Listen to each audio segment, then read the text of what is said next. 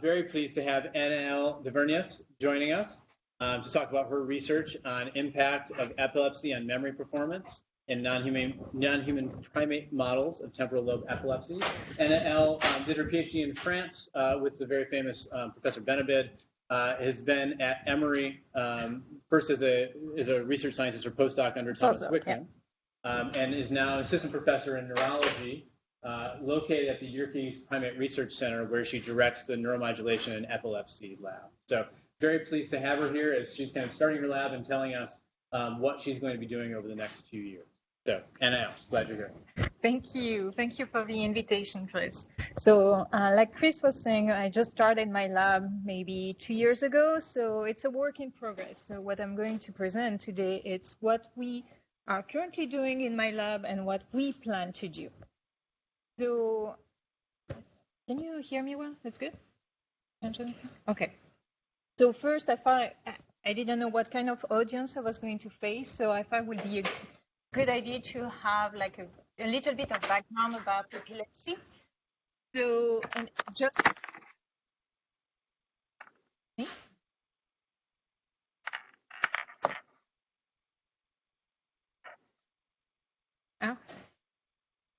If you're watching remotely, will you please mute your microphone? Thank you. Okay. So I just wanted to remind everybody what was a seizure, what is epilepsy. So a seizure is a brief temporary disturbance in the brain with an hyperactivity of the brain. And epilepsy is the disease, and it's characterized by recurrent seizure. So the seizure is the symptom of epilepsy. So you can have only one seizure, but you're not going to be epileptic. There is broadly 3 million of Americans that have epilepsy, so it's around 1% of the population. 200,000 new cases each year. So, and it's not really age-related. So it's not like for Parkinson, for example, where like it touches more elderly people. For epilepsy, it can touch very young child or very old people. So there is absolutely no age-related. And in most of the case, the cause is unknown. So we don't know the etiology or the reason why you're going to have a seizure and why you're going to have recurrent seizure. So it can happen once, but for some people, it's going to happen more. So each brain, so every single brain, and in all animals, you can induce a seizure. So that's something that is very interesting, and that's something that we are going to discuss, that as long as you have neurons that are connected between each other, you can have a seizure. And the way you are going to be able to induce this seizure, there is many different ways to do it. So there is not one model of epilepsy. There is many models of seizure. So we have different types of seizure. So just to, again, go back to the generalization. So we have partial seizure or focal. We call them partial or focal, but they are the same. Generalized and status epilepticus. Sorry, not the right computer. So for the partial or focal seizure, in this case, the seizure is only going to affect one part of the brain. So the place where the seizure is going to start is called the focus, and the focus can be anywhere in the brain.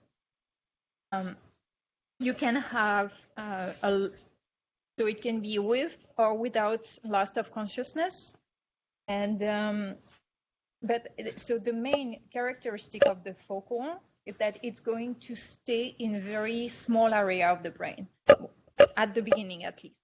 So if we also look at the different type of focal, we have the simple partial, so where the seizure is going to stay at the focus, it's not going to spread, and you're not going to have a loss of consciousness. The complex partial, it's when the seizure is going to spread a little bit, and you're going to have a loss of consciousness. And the secondarily generalized seizure, it's when that evolved and both hemispheres are going to be involved. And in this case, you're going to have convulsive seizure. So it's starting as a focal seizure, it's spreading to all the brain, and that's where you're going to have a generalized seizure. So going back to the generalized seizure, so in this case, the focus there is not one focus, it's more spreading, and you're going to have implication of both hemispheres of the brain. So we have different type of seizure, generalized seizure. So the tonic, so it's when you have like contraction of the muscle. So it's like people that are falling because they are rigid. And in this case, you have a loss of consciousness, and it can last in between 10 to 20 minutes. So it's a very long type of seizure. You have the clonic seizure. So in this case, you're going to have like rhythmic movement like that. And the tonic-clonic seizure, so when you have a little bit of both, and that's what you see, like, when you have patients that are falling and that are, have this conversion, that's also called the ground-bound seizure. The myoclonic seizure are just abnormal movement of arm, of the shoulder, and it's very brief, and it happens very often during sleep or just before waking up. The absence seizure is a very interesting type of seizure because most of the seizures are found in children, and so the children are going to behave normally. Then they are going to stop what they are doing, stare at nothing, and resume their activity. I'm sorry to interrupt you. Yeah. Your mic has fallen down. And that's what's banging around, but also people on the video probably can't hear you very well. Okay. Let's try that and see if that's better. Is it better? So sorry to interrupt. No, you're good. I don't know. Is it good? I think we're good. You're good? Okay. So for the absence, going back to that. So you have the children that behave completely normally, then they're going to stop what they are doing. So if, for example, they are playing, they are just going to stop and stare at the thing for a few minutes, then resume their activity very normally. So for them, nothing happened. But if you look at them, they were like blanking and nothing happened during this time. So most of the time, so it's not all of the children that develop absence that are going to have recurrent seizure later, but most of them are very, so it's very frequent that the children that have absence are going to develop more clonic and tonic-clonic seizure in the future. The atonic seizure is another case. So when you have like a sudden loss of muscle tension, so it's basically all of your muscle that just let go and you fall. So that's very dangerous because, as you can imagine, you don't know when a seizure is going to happen, and in most of the case with the generalized seizure, you're going to fall. The right computer. Okay, the status epilepticus, the last one. So in this case, it's any type of seizure that can develop and become a status epilepticus. So in the status epilepticus case, it's when you have one seizure that is following another one without giving the brain the time to recover. So there is loss of consciousness, and you don't recover consciousness in between this seizure. So it's very dramatic and it's very dangerous for the patient. So in most of the case, it's a medical emergency. So it's very, very difficult to, and that's for patients, it's very dangerous, but for the animals, so when you induce a model of seizure and you have a status epilepticus, it's very difficult to recover, at least for a monkey. When we have a monkey under status epilepticus, 90% of the time, I know that I'm going to lose the animal. So that's why I don't study this type of seizure, or I don't study generalized seizure. In my lab, we focused on simple partial seizure.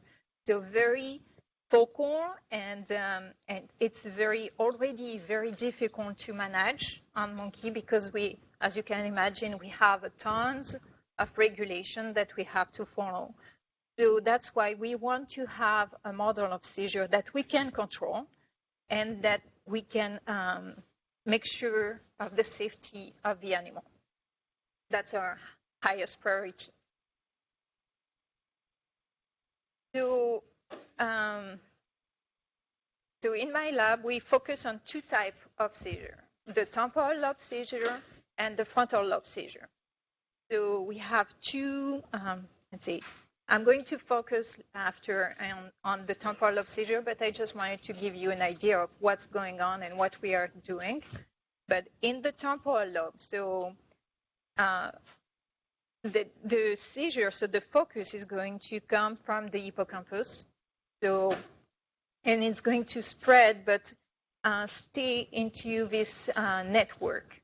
So if you start the seizure, for example, in the hippocampus, it's going to spread to the nucleus accumbens and all of this network, but it's not going to generalize, at least not on the monkey.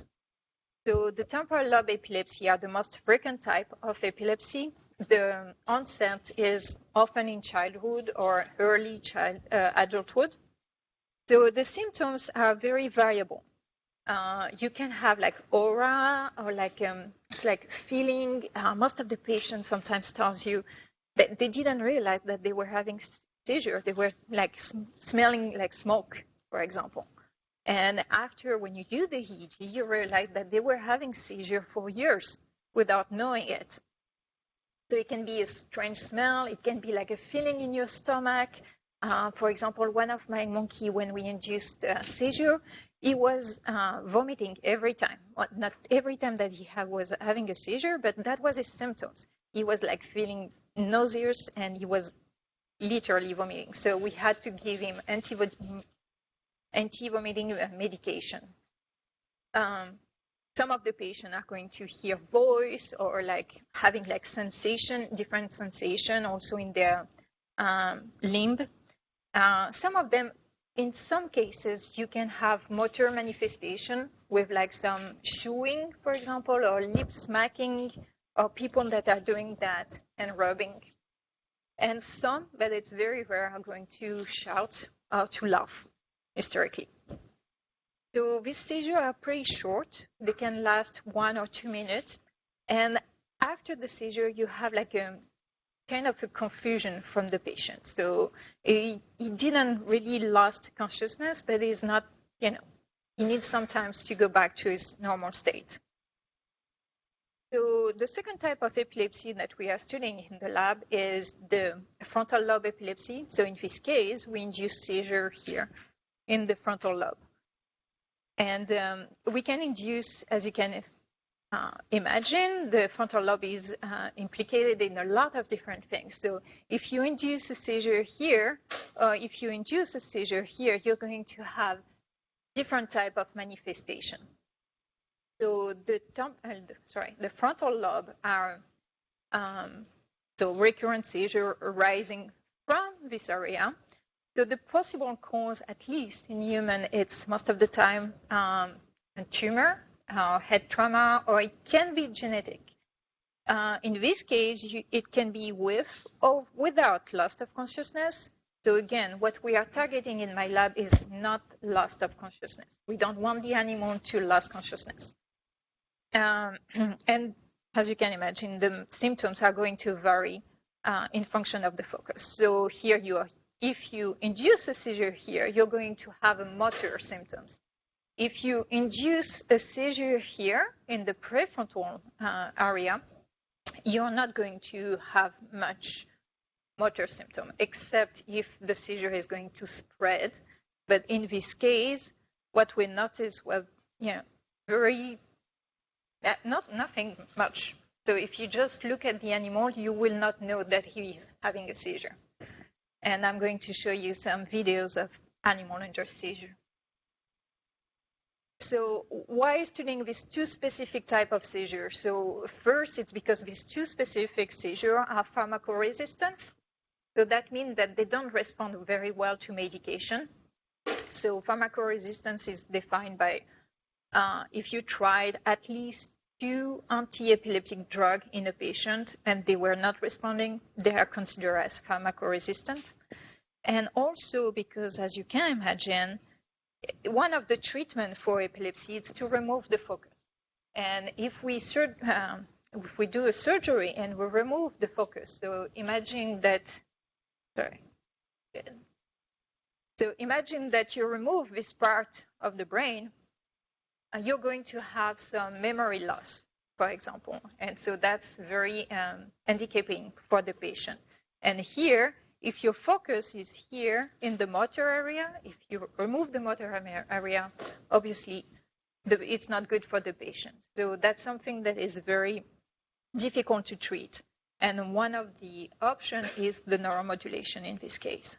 But to be able to apply neuromodulation and to treat the patient, you need to know the network. You need to know how it works. You need to know what's going on during the seizure, what's going on at the focus, but also how it's going to spread. Because if you induce a seizure, if the focus of the seizure is here or here, the network that is implicated in the propagation and in the control of the seizure is going to be different. So the other question that I need to address is, why are we doing that in monkey? We can do that in mouse, we can do that in rat, but I choose to do it in monkey. So first, if we looked at the hippocampus on rat, human, and monkey, as you can see here, I'm not going to go into much detail for that, but it's quite obvious that there is a lot of similitude between the human and the monkey, and a lot of discrepancy with the mouse, the rat, sorry. Here. And so that's for the Temporal Lobe Epilepsy project. The other project that I told you is studying the implication of the basal ganglia during frontal epilepsy. And so that's the circuit of the basal ganglia. And what I really want to study, it's to look at the thalamocortical loop in this case, during the propagation and during the focal cortical seizure. So in this case, I'm very interested into the basal ganglia receiving area of the thalamus. And one major difference between rodent and primate is that in the thalamus, or at least in the basal ganglia receiving area of the thalamus, you have interneurons in primate that you don't have in rodent. And so I really think that these interneurons are going to play a very major role in the control of seizure. So I think that's why I decided to go with non-human primate. The right computer. Okay, so very briefly, I just wanted to talk about the type of model that we could use and the difficulty we have to have a right and a good model for seizure in monkey. So as I told you, you can induce a seizure by modulating the GABAergic system, the cholinergic system, and you can also induce seizure by doing a lesion. So everything has been tried in rat, in monkey, and it's very difficult to have a sustainable model in monkey. So, for example, just to list you this one, so IP injection of pilocarpine that you can use, for example, for rats. In monkey, you're going to lose a lot of monkeys. So in this study in marmosets, I think they lost around 80% of the monkey died after the injection of pilocarpine. So that's absolutely not something that I would be agreed to do on my animals. So there is other models. So for example, one thing that would be interesting is to study the genetic models. So some of the papio so it's a type of baboon, have developed a genetic seizure. So if you flash a light in front of them, they are going to have an absence seizure. So the kindling has also been tried in monkey, but without really good success. So the kindling can be an electrical kindling or chemical kindling. And so the way it works is that you inject a drug like many times. And after a certain amount of time, so for example, if you stimulate, the first stimulation is going to induce one seizure. Let's say 1 week after you stimulate again, and it's going to induce 2 seizures, and the third week and so on. And at some point, the animal is going to develop spontaneous recurrent seizure. So that's something that it's a very interesting model. It's just that in terms of regulation, it's very difficult to manage. So it's something that we are working on, but we are not there yet. The model that we choose to use is the penicillin model. So penicillin is a GABA antagonist, and it has been, well, I used that for years, to be honest, and it works pretty well.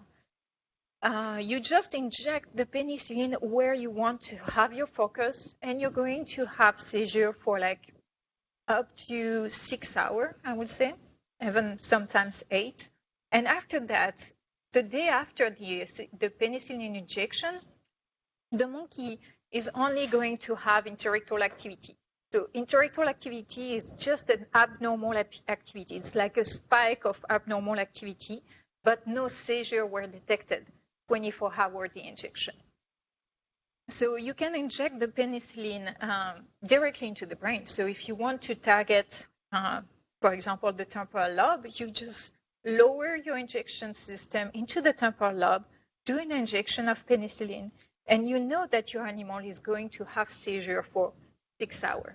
So it's a very good model if you want to study effects, because when you do electrophysiology, especially on the monkey, you have to bring the animal upstairs, you have to put him on the chair, you prepare everything, and if you don't know when the seizure is going to happen, it's a real nightmare. So with this model, at least, we know that we are going to have a good amount of seizure for up to 6 hours.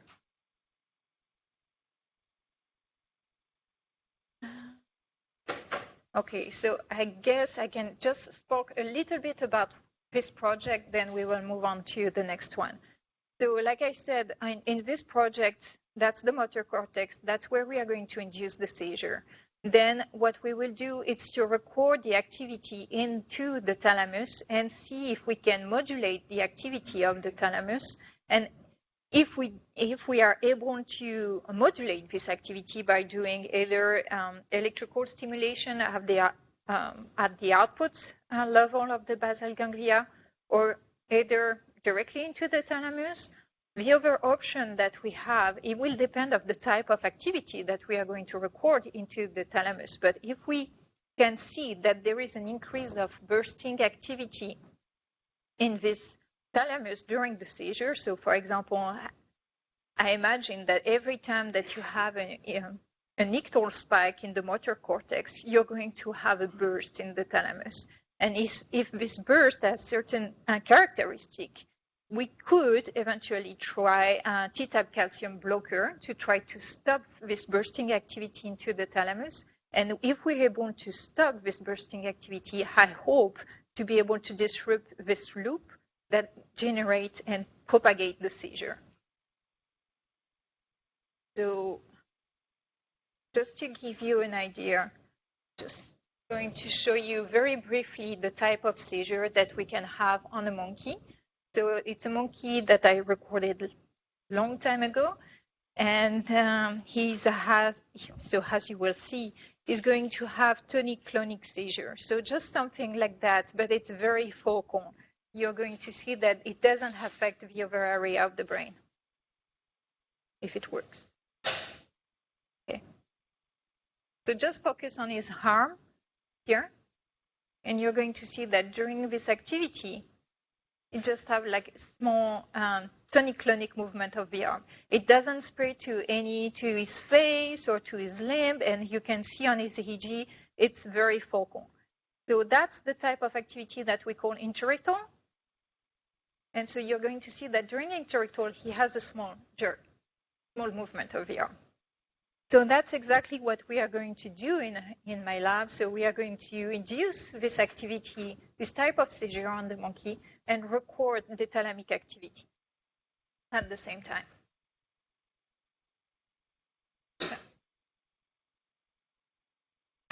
So the other project is about asynchronous hippocampal stimulation. So it's one new type of stimulation to treat temporal lobe epilepsy. So it has been tested in rat, and it seems to be working pretty well on rats. So we had decided to test that in monkey. So for that, we induced temporal lobe epilepsy by injecting penicillin into the hippocampus. And sorry. So we are testing, like I said, a new type of stimulation that is called asynchronous distributed multi-electrode stimulation. So I'm not going to talk too much about that today, and I'm going to focus about the other stuff that we are doing in parallel in this monkey, because we don't have the results yet of this study.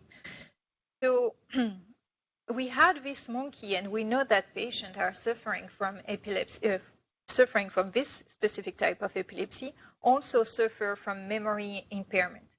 And so I was curious to see if we were going to be able to find the same type of memory loss and how asynchronous distributed multi-electrode stimulation was going to affect this memory because we are going to modulate the activity of the hippocampus. We know that the hippocampus is very implicated in memory. So there is a chance that if we reduce seizure, it's good. But if the patient don't remember anything, that's not so good. So we also want to make sure that the patient remembers. And so that's why we decided to do it also in our monkey. So here I'm going to show you a completely different type of seizure. So that's a monkey that has a temporal lobe seizure, epilepsy, temporal lobe seizure, sorry. Okay. So you have the EEG trace on the bottom here.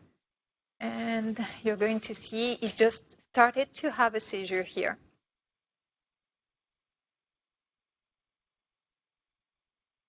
So because if we don't do any unit activity recording on this monkey, he is completely free to move. So it's just one cable that is attached to his head, but other than that, he can move freely. So the seizure is still going on.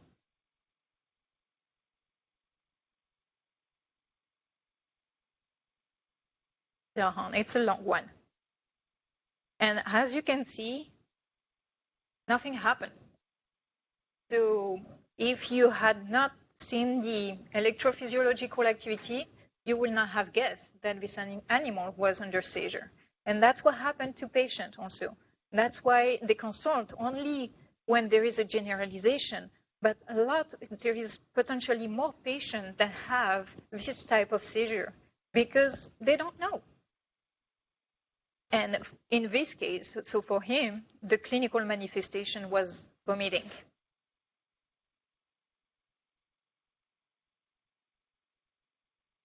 Okay. So we already induced this type of seizure in two monkeys. So we have monkey A that has received 16 injections of penicillin and monkey B that has received 17. So what we do is always give them a week in between each injection to fully recover. So we induce seizure, they have seizure for 6 hours, and after that we give them the full week to recover completely.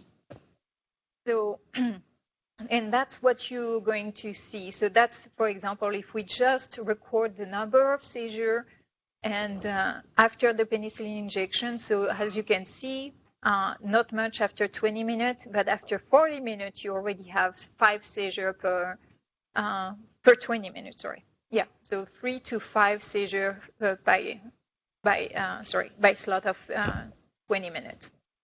So it's a very good amount of seizure, and each seizure will last in between 30 to 60 seconds. So when you really do your IFIs, or if you want to test a new treatment, it's very useful to have a high frequency of seizure. So we just started that to look at the anatomy and the effect of penicillin injection because we were very curious to see if the monkey were going to develop hippocampal sclerosis, as a lot of patients have. So I'm not going to go into too much detail because it's not my part. But as we have seen here, there is a loss of neuron in CA1 and CA4, but also in the dental gyrus, and an increase of glia activation. So we are currently looking at the CFOS, so to see the spreading of activity after the seizure into the temporal lobe. So the good thing is that, so like I said, this model can be used for therapeutic to develop and also to test therapeutic methods, but it also gives us the opportunity to study cognitive impairments that are associated with Mesial temporal lobe epilepsy. So in this case, what we did was to use a visual pair comparison test. So the monkey is facing a screen, and you present a new object in front of the screen. You make sure that he's going to look at it for 15 seconds. So I don't know for rat, but monkeys are very smart. And they are looking at the screen. And you present something at the screen, and they have their head fixed. But they don't look at the screen. So that's something that is very... We were not expecting that, but they don't really want to do the task, and you cannot really force them to do the task because that's not a task that implies any reward. So it's a task that takes a lot of time, and I'm going to show you here that we can start with, let's see, 100 pictures, and at the end, so for the baseline, you can only use 40 of them, and after penicillin, only 25 of them. So we need to repeat that, and it's very intense. So the first thing to do is to make sure that the monkey is going to look at the screen. So we have a stopwatch, and I'm going to show you a video. So the monkey is facing the screen, and we have a camera that is looking at the monkey's eyes, so we can see exactly what he's looking at. And after a certain delay, we present again the new object and we present again the old and the new object, and we compare which one is going to look at most. So if you remember this object, he's going to spend more time on this one. So let me show you an example. And I'm sorry, there is an issue with the encoding of the video, so there is a flash, and it's not supposed to be there. It's not to induce seizure, but it's just an encoding issue. So we present a new object. So we make sure that he's going to look at that. And each red dot here, it's where the monkey is looking at. So we know exactly in real time what he's looking at and where. And we just have, with the stopwatch, we count 15 seconds. And when the monkey reaches this 15 seconds, it goes back to the delay, so a white screen, and as you can see, it's looking all around during the white screen. So that's the flash that I was making reference to. Then we present a new and the old object. And as you can see, it's going to spend more time on the new one. Then a delay, then we reverse. So the new is going to be on this side, and the old one will be on this side. So the side is randomized. So one time it's going to be the first time on the right or first time on the left, just to make sure that they don't have any side preference.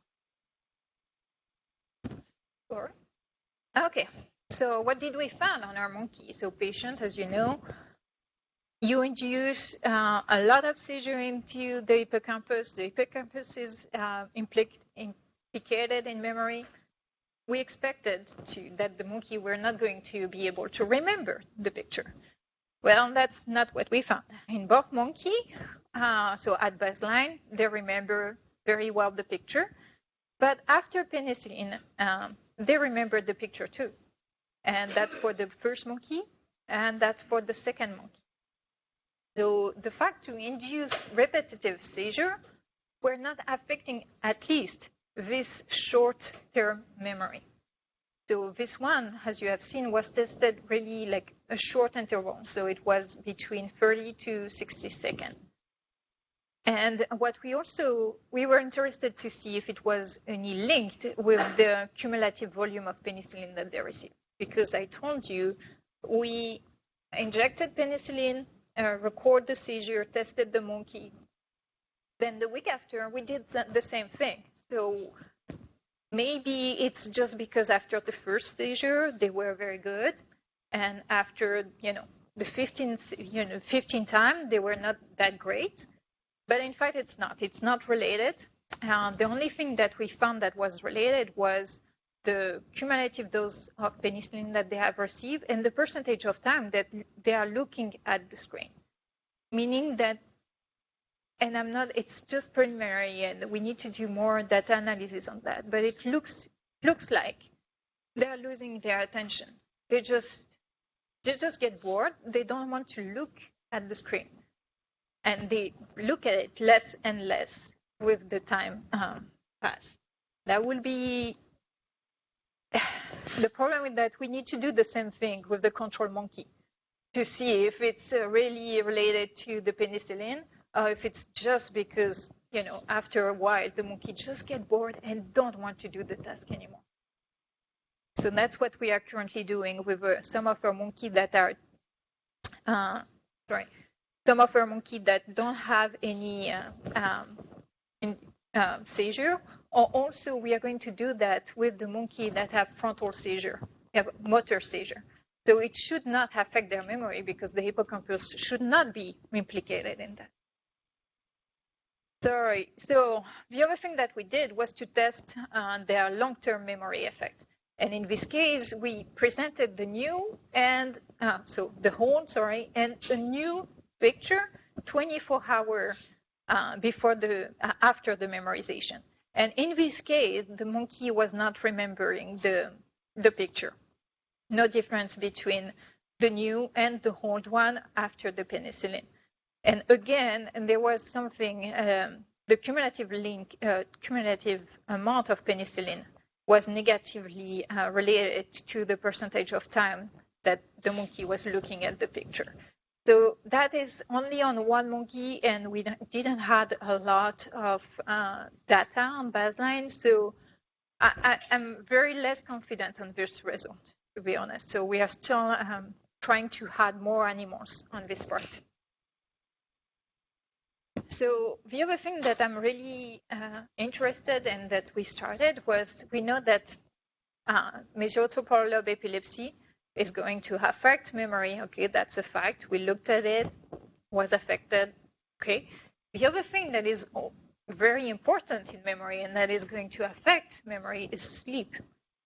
So if you have a bad night, you know that your memory is not going to be as good. And the thing is that temporal lobe epilepsy is going to affect your sleep activity. The sleep activity is going to affect your, let's say, the frequency of your seizure or the risk to have a seizure. So if you have a very short night, you're going to have more risk to have a temporal lobe seizure. So as you can see, it's a bit of a mess right now. So that's what we propose to do exactly the same thing, but on the model of motor seizure, where there is no link in between motor seizure and memory. So we should be able to see only the effect of a bad night. And to do that, so what we did, we had to create a new system or to adapt a system that was using in rat for monkey. So we decided to go with the system that is called MK. I'm sorry, it's not showing up here, but it's called MK, and it's called the rodent pack. So that's something that if you're familiar with telemetry. So what we wanted to do was to record the EEG activity of the monkey at night. So the telemetry system, there is a lot of them, but most of the time you need to implant the telemetry system on the back of the animal. But this animal are going to have another implantable device that is called RC+S. It's for the stimulation of the hippocampus. So I couldn't equip my animal with that. So I needed to find another way to do telemetry system recording. So what I did was to use this system, which is a very good system for seizure detection. That's the only one I found that is able to detect seizure online and to send like a trigger. So it can send me a text message or an alarm or like a phone, can make my phone ring, something like that, every time that the monkey has a seizure, which is a great thing because right now, in my regulation, I have to wake up every hour at night to make sure that my monkey is okay. So that means that we have a rotation system in the lab and we wake up after inducing seizure. So the day where we induce seizure, we have to rotate. So one is going to wake up at 3, the other one is going to wake up at 4, and so on, just to make sure that the animal is fine. So if I'm able to use this system and to prove that the system is working, that would be great. So that's also what I'm working on. So because if not, I'm going to study my sleep activity. So for that, we had to, because as you may know, if you work on rats, you can put that on the rat head. It's going to stay there. The rat is not going to damage it. I put that on my monkey's head. It doesn't last 1 second. He's going to grab it and he's going to destroy it. So I had to build an enclosure system for the monkey. And because it's a telemetry system, we had to make sure that it was not in metal. So we came up with different design. To be honest, the first one didn't last a week. It was destroyed. The second device lasted maybe a month. And the third one is still on the monkey's head, and it's still working. So we're making progress.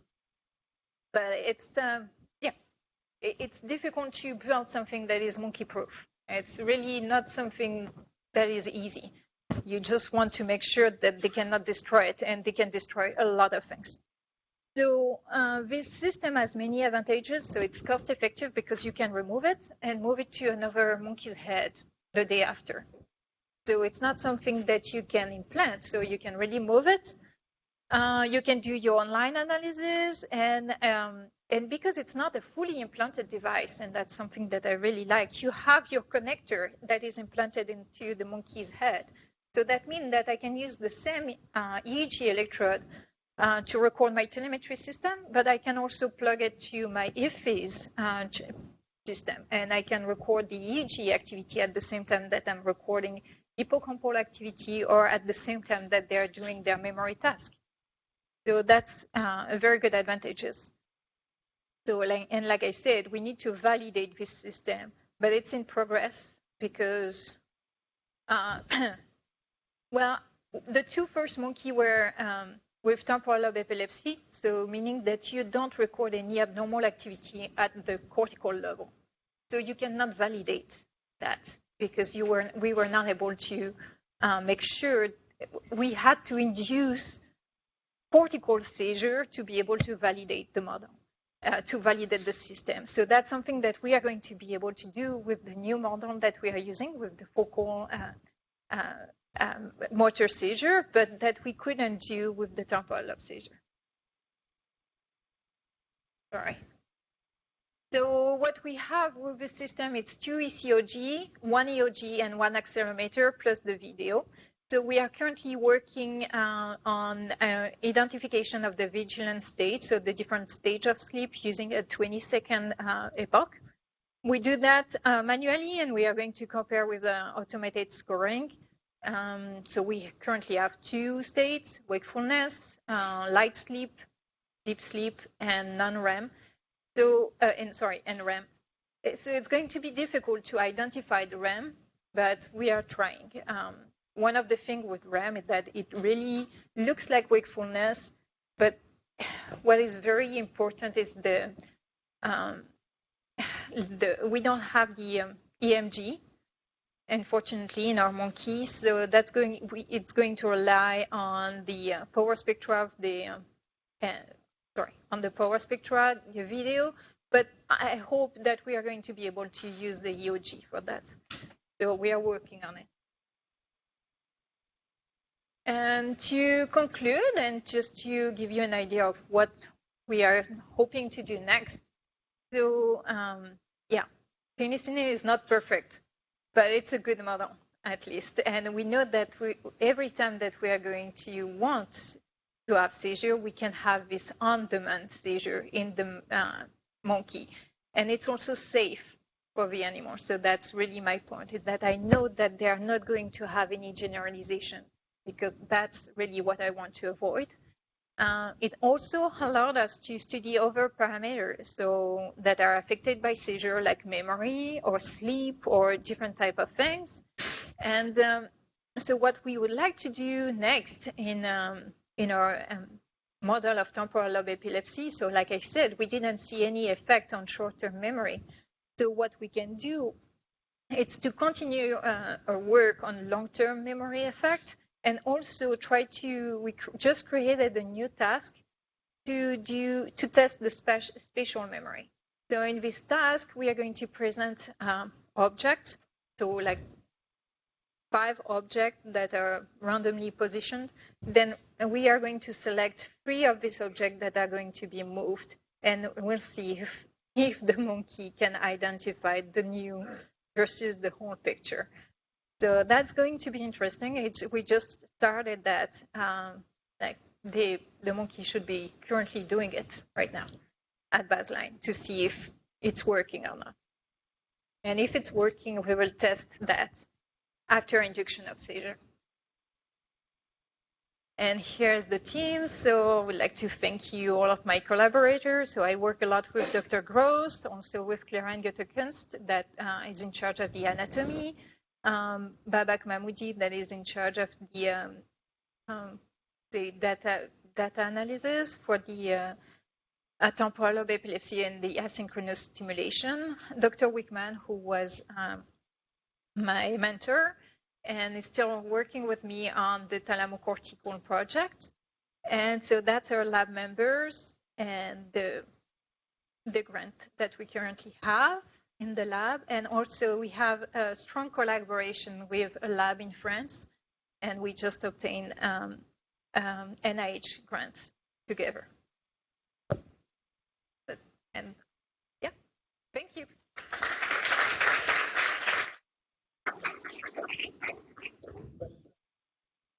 Yes.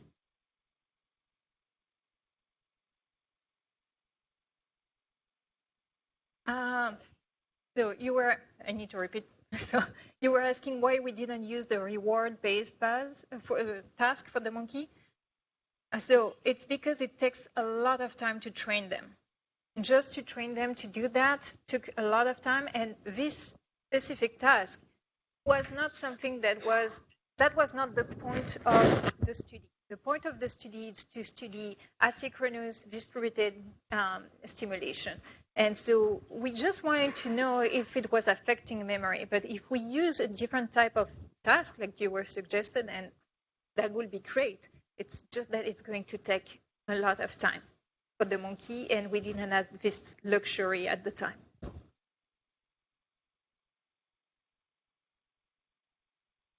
Yes? Yes. Yeah. So sorry. So you were asking the penicillin and how the penicillin is going to work. So there is a lot, not a lot, but most of the paper using penicillin were in the 80s, so when you were not born, and it just faded away after a while. So what happened in epilepsy and seizure model is in the 80s, a lot of people were using macaque, were using dogs, were using cats.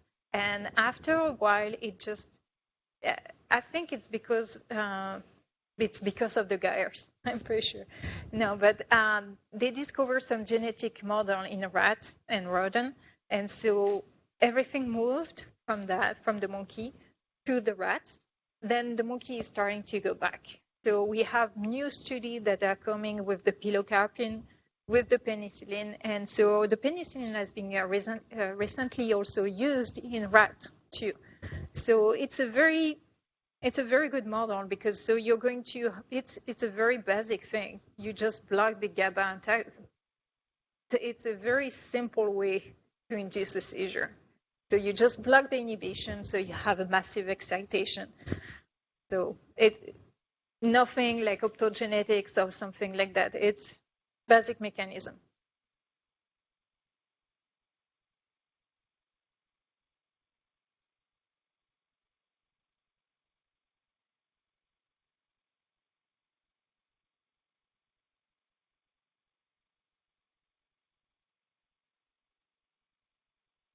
Yeah.